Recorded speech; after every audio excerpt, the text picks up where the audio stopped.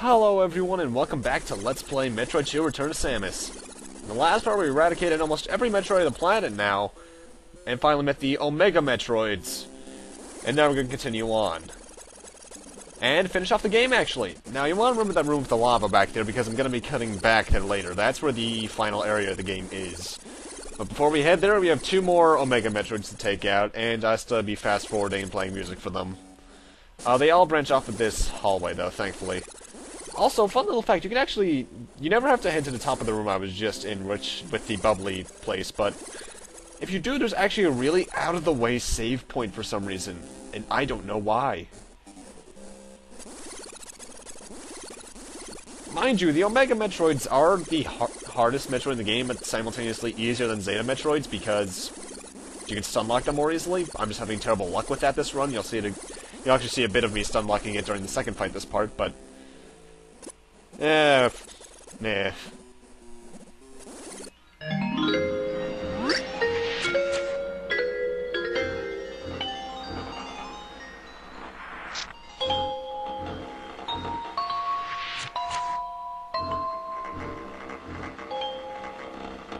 By the way, if you haven't played it yet, Super Paper Mario was amazing. But as I was saying, because of their size and stun-lock ability, the Omega Metroids are easier than the Zeta Metroids. However, just due to the pure damage they can do and how hard it can get to be into stun-locking them, they're also the hardest, so they're kind of a little contradictory, paradoxical Metroid there. And they also look the most like the alien from, well, Alien. But like I mentioned, that was somewhat intentional. Not as intentional as the pizza monsters from Teenage Mutant Ninja Turtles, but still.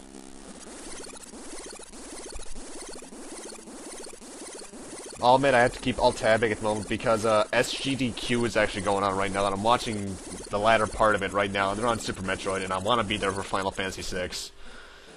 And here's the final Omega Metroid.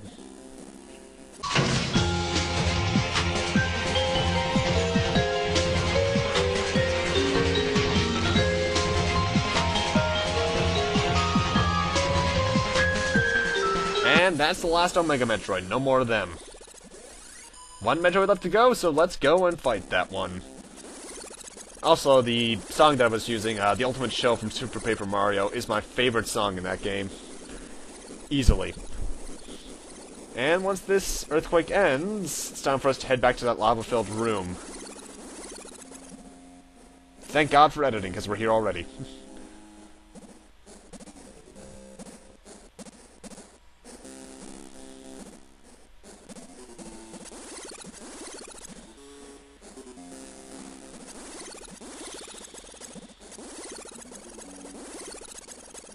Also, keep in mind how high these next couple rooms go, because that'll actually come into play later on.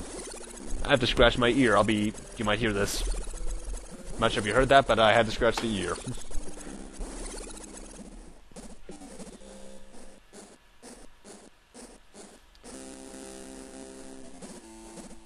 And now we got this stuff. You actually saw some of this earlier on in the game, in the very first area of the game, actually, before we even faced the first Alpha Metroid. But this stuff is supposed to be purple goop on the Super Game Boy, I believe. And it'll actually bog you down. It's the only environmental hazard that doesn't hurt you, but still affects you. Because water does nothing, whereas lava hurts you and spikes hurt you and such.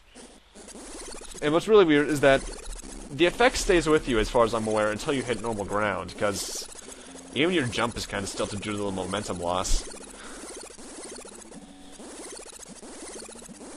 Oh, momentum, you're a word that the Sonic fanbase loves to use, and to an extent, they can be correct. In cases like Heroes, and actually, it was just really Heroes and Shadow, wasn't it? Eh.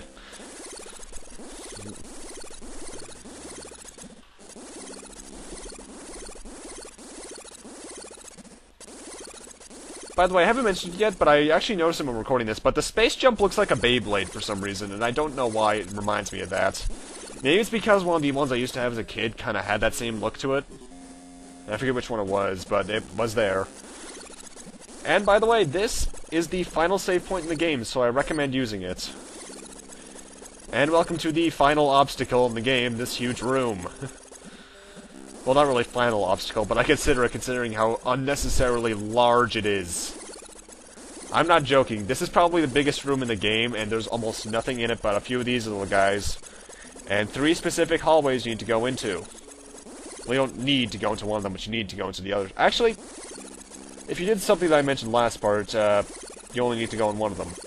I recommend going to this one first so you can refill your energy and missiles. Mind you, coming up, you only need a total of, I'd say maybe around 80 missiles, if you do what I do. If you don't, though, I recommend having at least 180 to 190. Maybe even 200 even.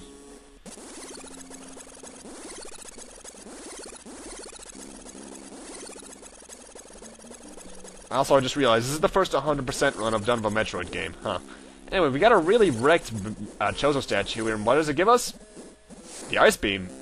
Okay, I'll take it. I don't know why they're giving this to us now, but they are, so that means we probably need it.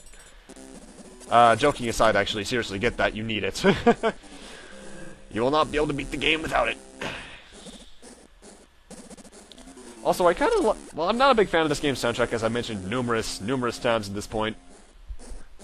I do kind of like this track for some reason. It's really eerie sounding. Especially when you get here and it has that extra instrument layer.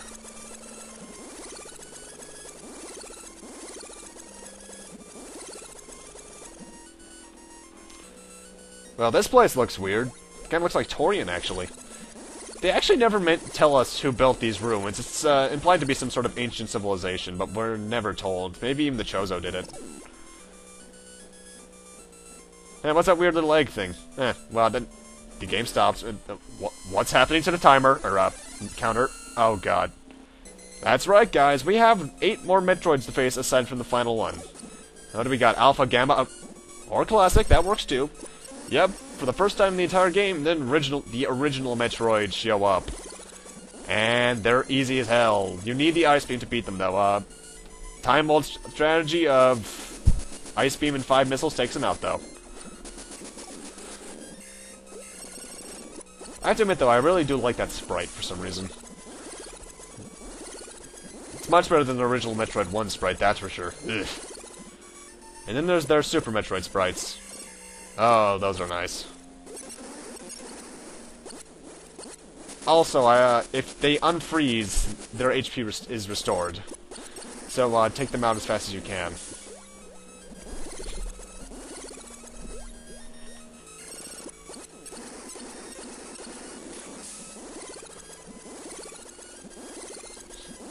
You know, I'm kind of saddened by the fact that they don't give us the fanfare you get for normally beating a Metroid, but at the same time, with the music we got going on, and how often you destroy Metroid here, that would kind of get annoying really quickly, actually.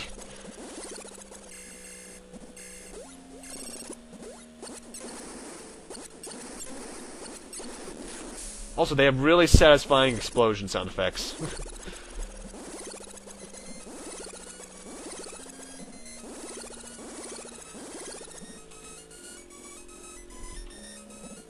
Actually, going to the whole, back to the whole 100% thing I was mentioning earlier. As much as I love Zero Mission and Fusion, I don't think I'm ever going to do a 100% run of those. But then again, that would be a 3rd playthrough, and I already have 2 of those. I think that's more than enough, unless I live stream them at some point. This and Super Metroid, though, I'll do that no problem with. And the final Earthquake, actually. And we get another really eerie track that I'll admit I do like. Jeez, overkilling the spikes there. Anyway, down here is the final boss. Queen Metroid. Veer over to the right to her face and shoot some missiles into her face to get some extra damage right off. Queen Metroid has 150 health, so that's 150 missiles to kill her. However, there's 2 strategies. You can either do the missile strategy, or when she opens her mouth, when she lunges at you, shoot a missile to stun her, go into Morph Ball, wait a second, and you'll roll into her stomach. Bomb there, and you do mass damage. Her pattern is just to lunge forward twice, step backwards, and then shoot those projectiles. That's about it. If you're low on energy and missiles, that little passageway beneath us, you can roll into to get back to where the Chozo statue was that was wrecked, and go to the energy and missile refill station. Really easy boss, I'll admit to that. Though I do really like the design of it.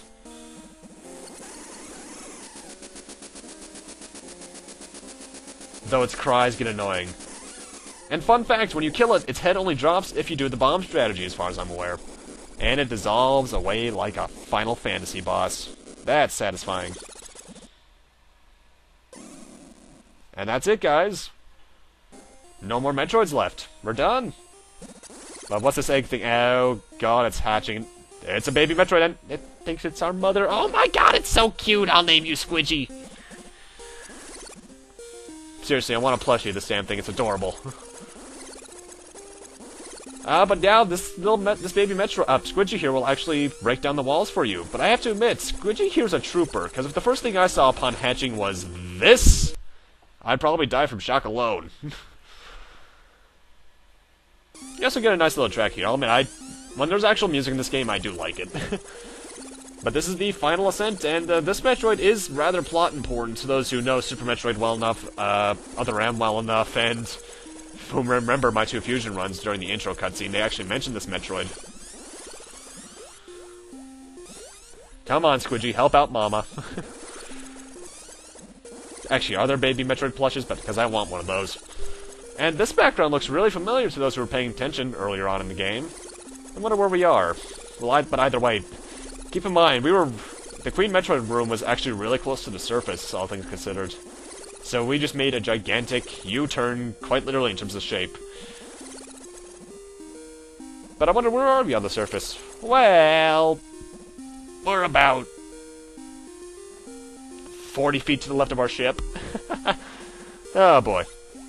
And with this fade to black, that's the end. There's no end cutscene or anything. It just skips right to the credits.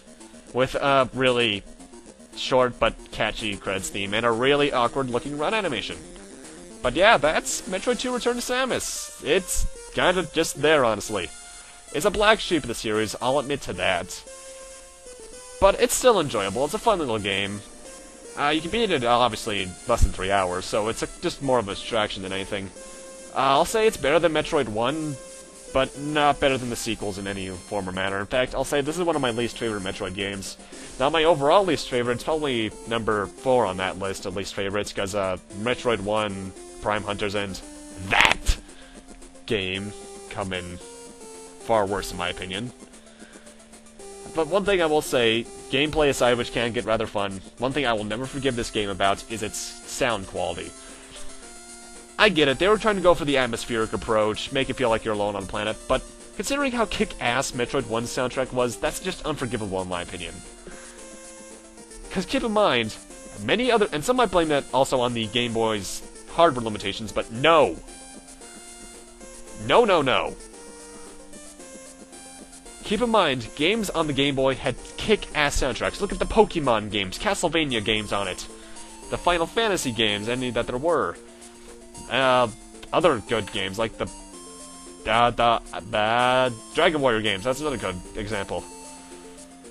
And the Zelda games, those especially. Just the sound quality, except for when there's actual music, is unforgivable in my opinion.